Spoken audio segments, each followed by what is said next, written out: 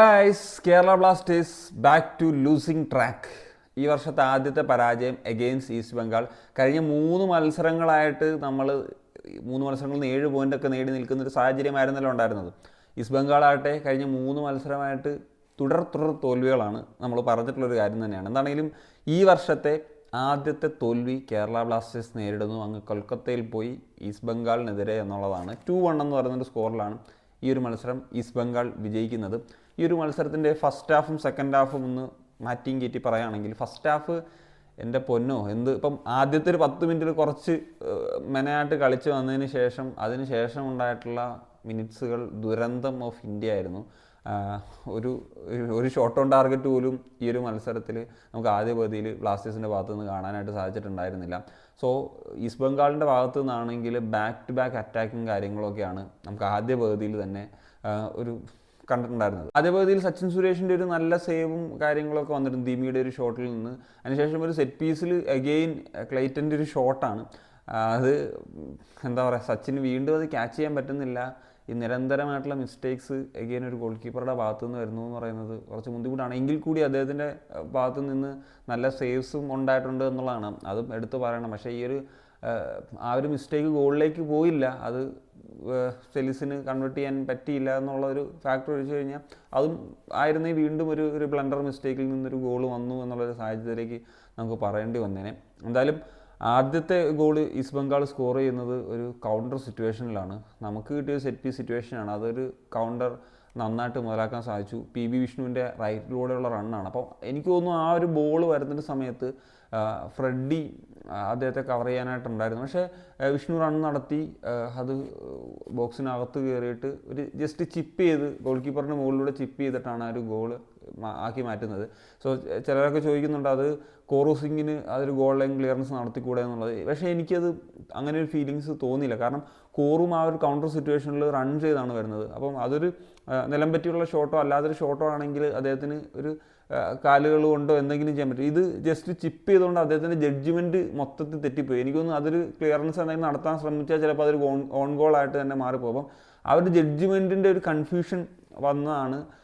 എനിക്ക് തോന്നുന്നത് ഫ്രെഡി അദ്ദേഹത്തിനോടൊപ്പം തന്നെ വിഷ്ണുവിനോടൊപ്പം തന്നെ ഉണ്ട്. ബോളുമായിട്ട് റൺ ചെയ്യുമ്പോൾ പോലും അദ്ദേഹത്തിൻ്റെ ഒരു സ്പീഡുമായിട്ട് ഒട്ടും മാച്ച് ചെയ്യാനായിട്ട് പറ്റിയിട്ടില്ല എന്നുള്ളത്. അങ്ങനെ രണ്ടാം പകുതിയിലേക്ക് നടക്കുമ്പോഴും കാര്യമായിട്ടുള്ളൊരു ഇമ്പാക്റ്റ് എന്ന് പറയാൻ നമുക്കൊന്നും തോന്നിയിട്ടുണ്ടായില്ല. ആ സമയത്താണ് എനിക്ക് ഒരു 58-ാമത്തെ മിനിറ്റിലോ മറ്റൊരു ചേഞ്ച് വരുന്നത്. മിലോസിനെ പിൻവലിച്ചിട്ട് പെപ്പറ വരുന്നത് കംപ്ലീറ്റ് അറ്റാക്കിംഗ് പരിപാടിയിലേക്ക് പോകാം. ആ ഒരു മൊമെൻറ്റിൽ പിന്നീട് ഒരു ബാക്ക് ടു ബാക്ക് അറ്റാക്ക് വന്നു. പക്ഷേ ഇതൊന്നും കൺവേർട്ട് ചെയ്യാനായിട്ട് സാധിക്കുന്നില്ല എന്നുള്ളൊരു സാഹചര്യത്തിലായിരുന്നു നിന്നിരുന്നത്.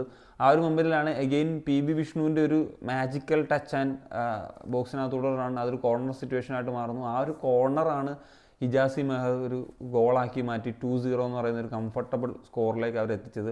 സോ ഞാൻ ആലോചിക്കുകയാണ്, ഇപ്പം മലയാളി പ്ലെയേഴ്സ് ഒക്കെ എപ്പോഴാണെങ്കിലും ബ്ലാസ്റ്റേഴ്സിനെതിരെ കളിക്കുമ്പോഴത്തേക്കും ഒരു മികച്ച പെർഫോമൻസ്, എസ്പെഷ്യലി ഇന്ന് PB വിഷ്ണുവിൻ്റെ പെർഫോമൻസ് വളരെ എടുത്ത് പറയേണ്ട ഒന്ന് തന്നെയാണ്. അതുപോലെ ഹിജാസി മെഹർ സാധാരണഗതിയിൽ മിസ്റ്റേക്സ് ഒക്കെ വരുത്തുന്ന, നമുക്കങ്ങനെ ഹൈലി റേറ്റ് ചെയ്യാൻ പറ്റുന്ന ഒരു ഫോറിൻ ഡിഫൻഡർ ഒന്നും അല്ല ISL. പക്ഷേ അദ്ദേഹത്തിൻ്റെ പെർഫോമൻസ് ഇന്ന് ടോപ്പ് നോച്ച് ആയിരുന്നു. ഡിഫെൻസീവ്ലി ആണെങ്കിലും അല്ലെങ്കിൽ ഗോൾ സ്കോർ ചെയ്യുന്ന കാര്യത്തിലാണെങ്കിലും ഒക്കെ. ഇപ്പം വന്നതിന് ശേഷം ഒരു അറ്റാക്കിങ്ങിൽ ചില മൂവ്മെൻറ്റ്സും സംഭവങ്ങളൊക്കെ നടന്നു. പക്ഷേ ഇത് പറഞ്ഞല്ലോ ഒന്നും കാര്യമായിട്ടത് ഒരു ഇമ്പാക്റ്റിലേക്ക് എത്തിക്കാൻ പറ്റിയില്ല. പിന്നെ കളി ഒരു അവസാന നിമിഷത്തിലേക്ക് വരുമ്പോഴാണ് ഇപ്പം ഡാനിഷ് ഒരു പകരക്കാരൻ, വിപിൻ്റെ പകരക്കാരനായിട്ട് വന്നു. അദ്ദേഹത്തിനൊരു നല്ലൊരു ഗോൾ, കിടിലൻ ഗോളായിരുന്നു ഡാനിഷ് സ്കോർ ചെയ്തത്. അപ്രിഷ്യേറ്റ് ചെയ്യേണ്ട ഒരു ഗോൾ തന്നെയാണ്. പിന്നെ ഇന്നത്തെ ഒരു പെർഫോമൻസിൻ്റെ ഒരു കാര്യം നമ്മൾ പറയുമ്പോഴത്തേക്കും ബ്ലാസ്റ്റേഴ്സിന് യഥാർത്ഥത്തിൽ ലാക്ക് ചെയ്യുന്നൊരു കാര്യം എന്ന് വെച്ച് കഴിഞ്ഞാൽ നമ്മളുടെ മിഡ്ഫീൽഡ് തന്നെയാണ്. ഷോകം മിഡ്ഫീൽഡ്, ചത്ത മിഡ്ഫീൽഡ് എന്നൊക്കെ പറയാൻ പറ്റുന്ന ഒരു ലെവലായിരുന്നു ഇന്നത്തെ കളി. സോ ഈസ്റ്റ് ബംഗാളിനെ സംബന്ധിച്ചിടത്തോളം അവർക്ക് ഒരു പ്ലേ മേക്കർ ഇല്ല എന്ന് പറയുന്നൊരു പ്രശ്നമാണ്. പക്ഷേ എസ്പെഷ്യലി ആദ്യ പകുതിയിലൊക്കെ ആ പ്ലേ മേക്കിംഗ് ചെയ്തു കൊടുത്തത്, എതിർ ടീമിന് വേണ്ടി പ്ലേ മേക്കിംഗ് ചെയ്തു കൊടുത്തത് നമ്മുടെ മിഡ്ഫീൽഡാണോ എന്നുള്ളത് സംശയിക്കേണ്ടിയിരിക്കുന്നു. അതുപോലെ തന്നെ വേറൊരു കാര്യം പറയാണ്, നമുക്കിപ്പം മിഡ്ഫീൽഡ് ഇല്ലാത്തതിന് നമ്മൾ ആരെയും ബ്ലെയിം ചെയ്യാനൊന്നും നിൽക്കരുത് കേട്ടോ. അതായത് എസ്പെഷ്യലി മാനേജ്മെൻറ്റിനെയോ CEOയോ പ്ലെയേഴ്സ് ഇല്ലാത്ത കാര്യത്തിൽ അത് ശരിയായിട്ടുള്ള നടപടിയല്ല. കാരണം നമ്മുടെ ഒരു ഇൻഫ്ലേറ്റഡ് മാർക്കറ്റ് ആയിരുന്നു ഇന്ത്യൻ ഫുട്ബോൾ എന്ന് പറയുന്നത്. അപ്പോൾ ആ സാഹചര്യത്തിൽ ജിക്സന് വിൽക്കേണ്ടി വന്നു, വലിയ ട്രാൻസ്ഫർ ഫീ ഒക്കെ വാങ്ങേണ്ടി വന്നു. ആ സാഹചര്യത്തിൽ മറ്റൊരു പ്ലെയറെ വാങ്ങാൻ പറ്റിയില്ല. അതെന്താണ്, ഇൻഫ്ലേറ്റഡ് മാർക്കറ്റാണ്. അതുകൊണ്ട് മാത്രമാണ്. അതുകൊണ്ട് നമ്മൾ മിഡ്ഫീൽഡിനെ ചത്ത മിഡ്ഫീൽഡൊന്നും വിളിക്കാൻ പാടില്ല എന്ന് നമ്മുടെ CEO പറഞ്ഞു എന്നുള്ള കാര്യം കൂടി ഞാനൊന്ന് ഓർമ്മിപ്പിക്കുകയാണ്. പിന്നെ ആസ് യൂഷ്വൽ പറയുന്നതാണെങ്കിൽ റഫറിങ് മിസ്റ്റേക്സ് കഴിഞ്ഞ മത്സരത്തിലെന്ന പോലെ തന്നെ ഈ ഒരു മത്സരത്തിലും പ്രകടമായിട്ടുണ്ടായിരുന്നു. അതൊന്നും ഞാനത് കളിയുടെ ഒരു സ്കോറിനെ മാറ്റി എന്ന് പറയുന്നില്ല. കാരണം ബ്ലാസ്റ്റേഴ്സിനെ സംബന്ധിച്ചിടത്തോളം ഒരു മോശം പെർഫോമൻസ് തന്നെയായിരുന്നു ഈ ഒരു മത്സരത്തിൽ. പിന്നെ ഹെസൂസിന് സാധാരണഗതിയിൽ കിട്ടുന്ന കൺവേർട്ട് ചെയ്യുന്ന ചാൻസസ് കൂടിയൊരു പ്ലെയറാണ്. പക്ഷേ അത് നമുക്ക് പലതും കൺവേർട്ട് ചെയ്യാനായിട്ടും പറ്റിയിട്ടില്ല. അങ്ങനെയൊക്കെയുള്ള സാഹചര്യങ്ങളൊക്കെ ഉണ്ടായിരുന്നു. That's it case. അപ്പോൾ ഇത്രയൊക്കെയാണ് പറയാനുള്ളത്. ഇതോടുകൂടി പ്ലേ ഓഫിൻ്റെ സാധ്യതകളും ഒരു നിറമങ്ങലേക്കുന്നൊരു സാഹചര്യത്തിലേക്ക് പോകുന്നു എന്നുള്ളതും പറയാം. നിങ്ങളുടെ ഒപ്പീനിയൻ സൂചിച്ചാലും കമ്പോസ് ചെയ്യാൻ